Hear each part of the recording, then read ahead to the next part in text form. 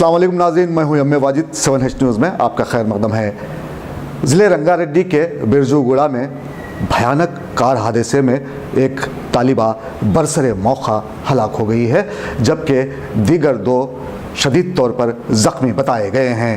Police ने एक case दर्ज रजिस्टर करते हुए तहक़ीक़ात का आगाज़ कर दिया है। कहते सुना गया है कि वक्त को पैर नहीं होते, लेकिन वो आगे की जानिब बढ़ता ही जाता है।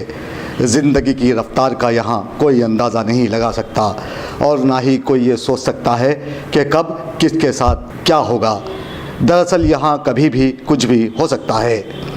आपके स्क्रीन पर मौजूद ये लड़की है अनानिया, जो कि HUC की तालिबा थी और ज़िला रंगारेड्डी के बिरजूगुड़ा से उसकी कार तेज़ रफ्तारी से आगे बढ़ रही थी कि सुबह हादसे का शिकार हो गई।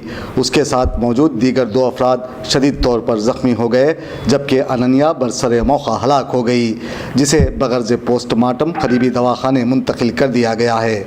दोस्तों, अब आप रहिए हर वक्त तैयार, क्योंकि हम आपके लिए लाते हैं ताज़ा तरीन खबरों का अंबार। चाहे घर हो, बस हो या रेल, हम करेंगे आपको अपडेट एवरीवेयर।